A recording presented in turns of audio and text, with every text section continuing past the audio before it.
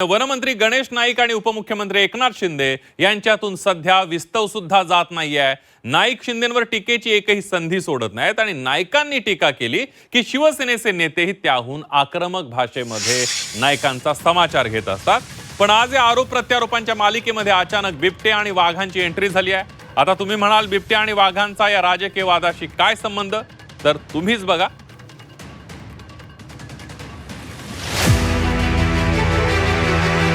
उपमुख्यमंत्री एकनाथ शिंदे आणि गणेश नाईक यांच्यातल्या वादाचे रोज नवे अध्याय बघायला मिळत आहेत। गणेश नाईक शिंदेंवर टीका करणार, मग शिंदेंचे नेते नाईकांवर निशाणा साधणार आणि त्यानंतर पुन्हा नाईक त्यावर प्रतिक्रिया देणार। हे वादाचं चक्र बऱ्याच दिवसांपासून सुरू आहे। त्यात आता श्रीकांत शिंदेंच्या टीकेची भर पडली आहे, कारण श्रीकांत शिंदेंनी गणेश नाईकांच्या वन खात्यातील कारभारावरच टीका केली आहे। ऐरोलीमध्ये नवी मुंबई महापालिकेत निवडून आलेल्या नवनिर्वाचित नगरसेवकांचा अभिनंदन सोहळा आयोजित करण्यात आला होता। याच कार्यक्रमात श्रीकांत शिंदेंनी गणेश नाईकांवर निशाणा साधला। ज्यांना बिबट्या सांभाळता येत नाही त्यांनी वाघांच्या नादी लागू नये असं शिंदेंनी म्हटलंय। तसंच नवी मुंबईत कोणाचीही हुकुमशाही चालू देणार नाही असा इशाराही त्यांनी दिला।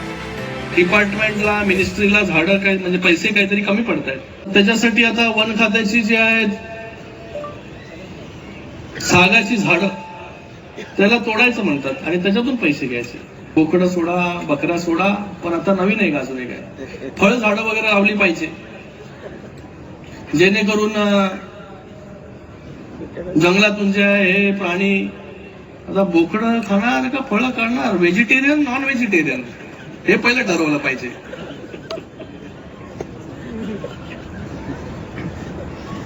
आता बिबट्यांना नाही सांभाळता येत, आमच्या वाघांच्या कुठे मागे लागले तुम्ही?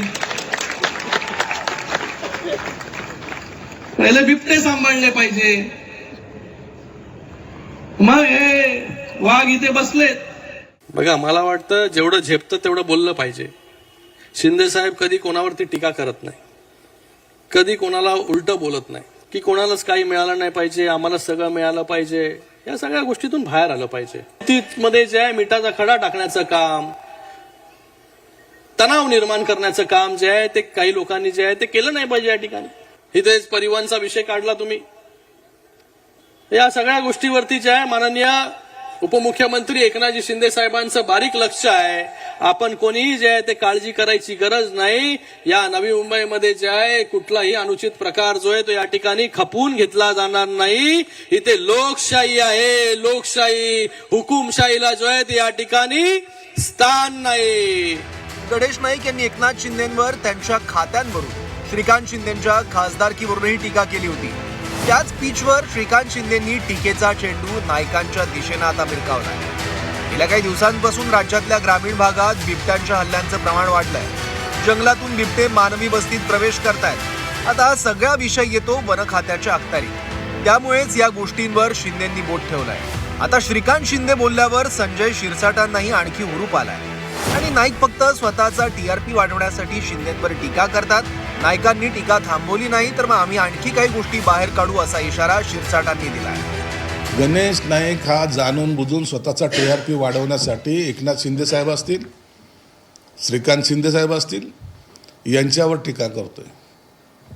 महाराष्ट्रामध्ये जे काही बिबट्याने धुमाकूळ घातलेलं आहे त्याच्यावर त्याचं कुठेही भाष्य नाही, कुठेही त्याचं काही कारवाई नाही। खातं सांभाळता न आल्यामुळं त्यांनी फक्त टार्गेट शिंदे साहेब आणि श्रीकांत सारख्या साहेबांना, या वाघांना त्यांनी टार्गेट करायचा प्रयत्न केला, परंतु त्याला त्याच्याच पक्षातून जो प्रचंड विरोध होतोय त्याकडं दुर्लक्ष कसं होईल हा तो पाहतो। म्हणून त्यांनी केलेले घोटाळे आता त्यांच्याच पक्षाचे कार्यकर्ते समोर आणतात।